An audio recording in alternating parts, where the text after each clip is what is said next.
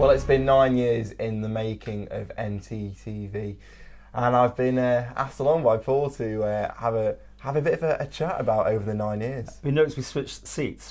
That's the seat that asks the questions. Although I didn't realise that for years. I was always sitting in the seat. But yeah, this is kind of weird. I just said to Mark, well, you've been part of the team, off and on. I mean, in fact, let's just run this quick bit here. This was 2013. Yeah, and I interviewed you. Yeah, I was 13. I was doing a sound and lighting course at the Kensington Youth Arts Centre. Look how young you look. You had no idea that from that you kind of got in touch with me and you wanted to help out. Yeah, and then the rest is history, as they say. Opened a lot of doors. Yeah, absolutely. So we're here talking about MTTV. The last day, December. I know at the time of recording. Yeah. So obviously there's lots of things to talk about, I'd say.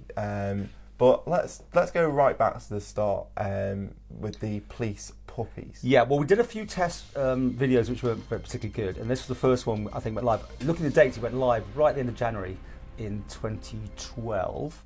But yeah, I always thought that was a good one to start with. You can't go wrong with puppies, can you? And it was just lovely to see the reaction, people watching the videos. I mean, I'd done a bit of online with when I was at Granada, putting stuff up.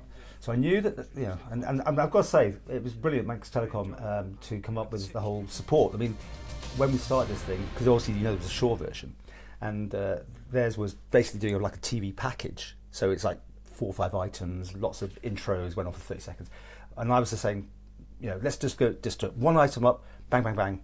Let's get an app sorted. Let's do this, let's do that. Let's get the most viewed. Everything was just like, you got it. So really appreciative of MT for everything on this. It's been amazing, really, to let them trust me to do what I can do. And of course, the big thing was to have independence, and that's always quite a big ask, isn't it? When you've got a company that obviously would like you necessarily to do the story, but to be fair, we never got down that route, I don't think at all. So it was nice. Well, exactly, but you could argue as well. You were quite a, if you want to use the word, trailblazer or something at the time, but online video back then was a fairly new idea in terms of news, and you just put it there. Instead of having a full 20-minute package of different news items, it was one item per video, which is something that seems so normal nowadays. And everyone's doing it, of course. That's probably the reason we're here now, because everyone else is doing it.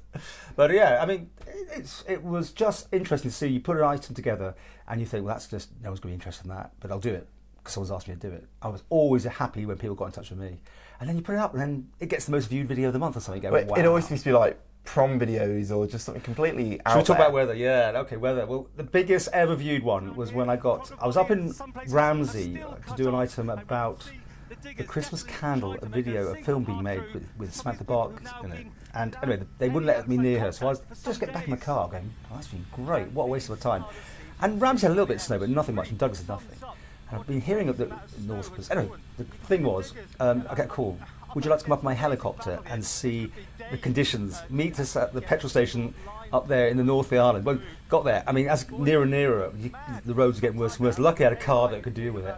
And I was up to my knees, no, higher than my thighs, as a helicopter landed. And we got these shots. And I mean, people just couldn't believe it, because unless you were up there, you would have thought there was nothing going on. So that was a really big game changer.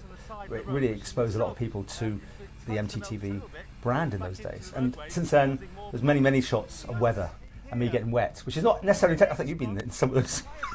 It's not necessarily the intention to get wet, to be honest. It's just sometimes you get caught in the waves, and people love that, getting dunked. Always makes it more fun though. I mean, if you look at, just on weather, I think, we can look at the flooding in Lax. It's always a big one as well.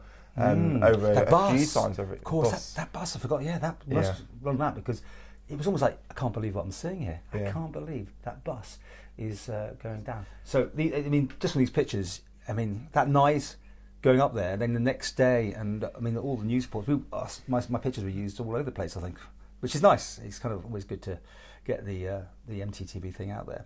And but again, what you said, people these days, everyone will have those shots on Facebook within seconds now, so the world has changed a bit. But it's a very different changing media landscape, as has been evidenced, over the past couple of years, with a very different range of different, like the radio stations, newspapers. Anybody can do online video, and that's just the nature of the world at the moment. Yeah, I was doing longer interviews with politicians. I think when Manx Radio put cameras in, I think I knew the end was in sight, as you say, because that's really what I was doing, and it's the right place. It's a public service broadcaster. That it always made sense. It's just I didn't want them to do it necessarily, but they did it, and they are doing that and carrying on. And we have a good relationship with the guys up there, so we always helped each other out. So, if you had to look back, what would be your standout story? Well, you know where you're leading that one. No, there's lots of different things, but the one that everyone talks about is that interview with Charles Gard up in Ramsey about Manx. Well, it's about public service.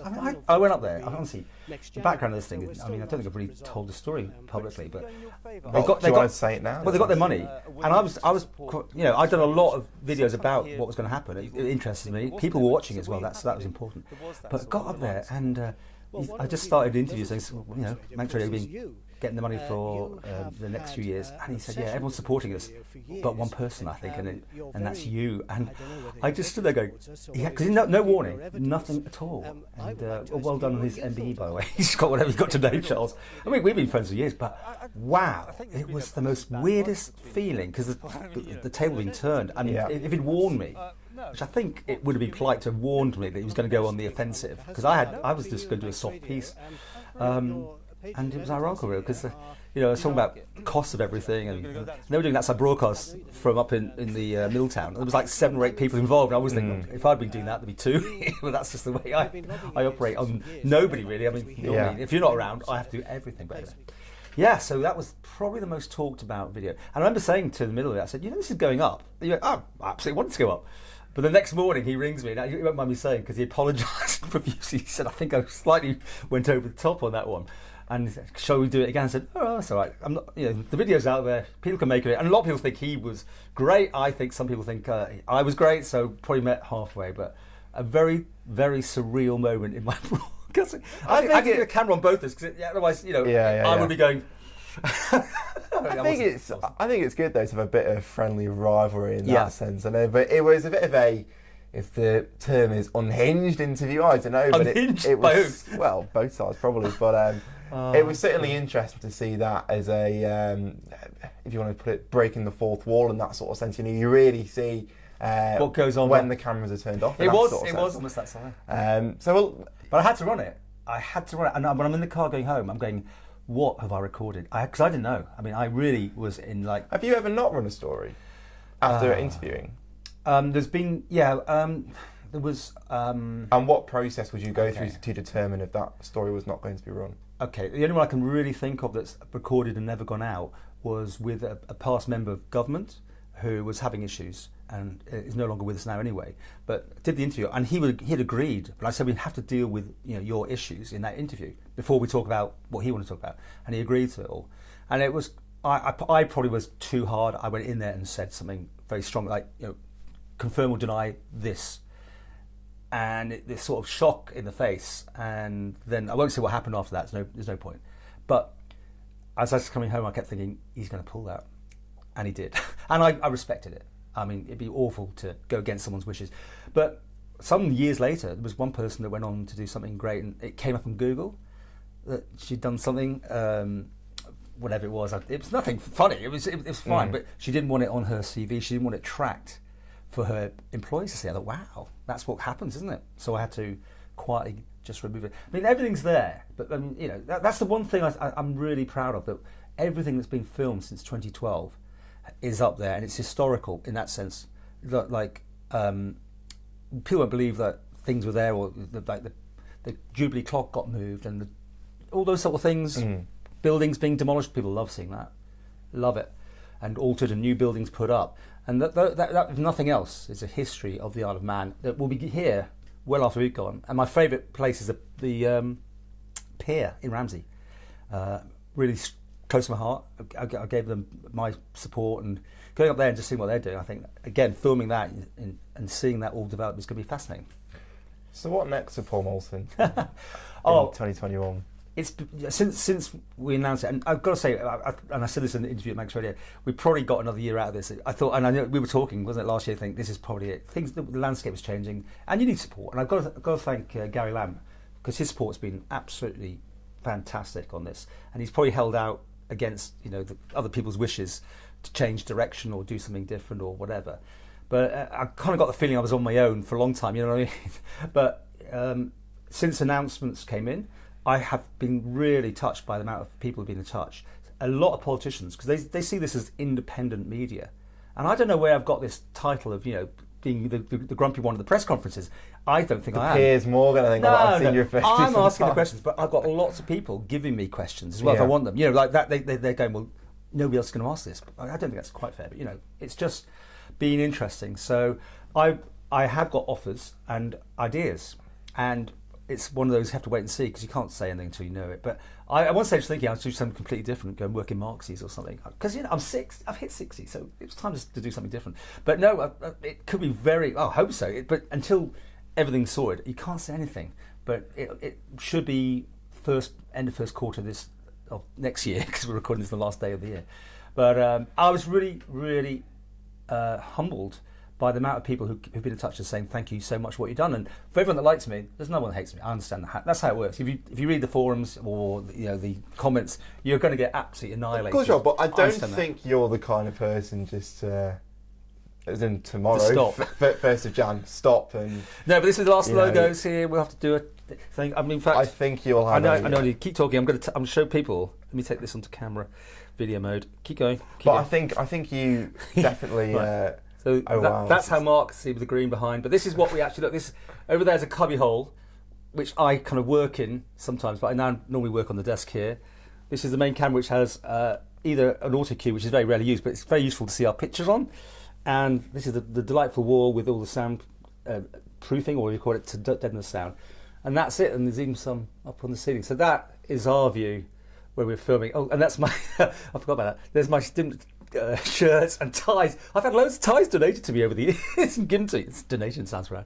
But anyway, there we go. But I was going to say, I don't think you're just going to fade into... I think you're always going to have a place on Isle of Man politics and current affairs. I love broadcasting, you know, whatever that... I've got a little show on the sound on Saturdays. That's just a bit of music thing. But no, I suppose you're right. Can't stop. I don't know where it came from because I wasn't interested in politics, wasn't interested in anything as a youngster. I was a DJ on Manx Radio and I was playing pop music.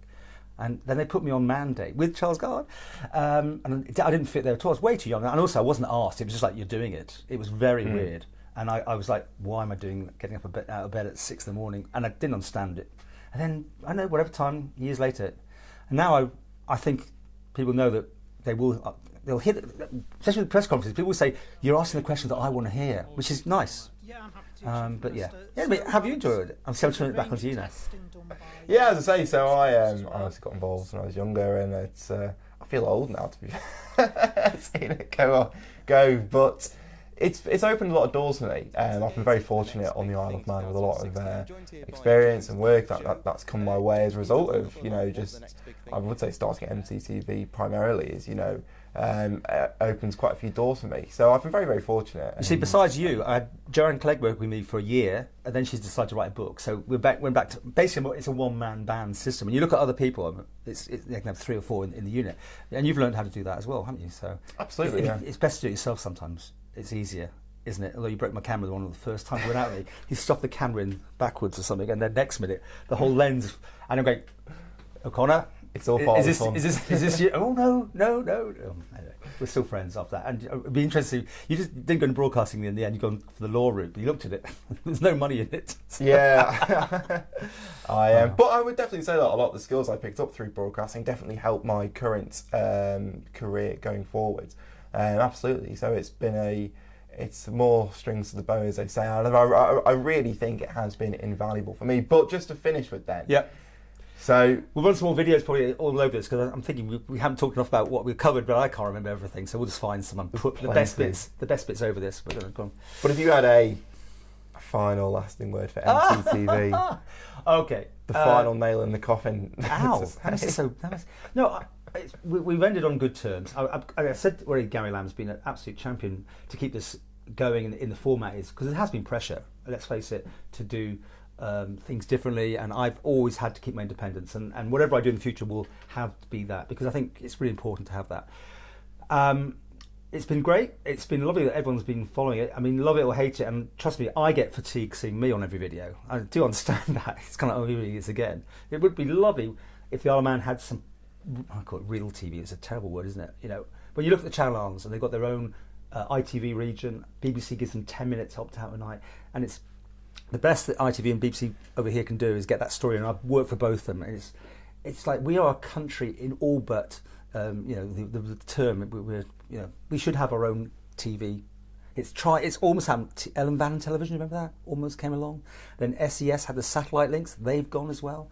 We're meant to be Isle of Media, but we need to find out where that is, because we are surely due more coverage and more TV. And I know everyone can do it on their phones, and that's the way it's going. But it's not quite the same, is it? But what do I know? Here's the future. Bye. Closing down. Cut.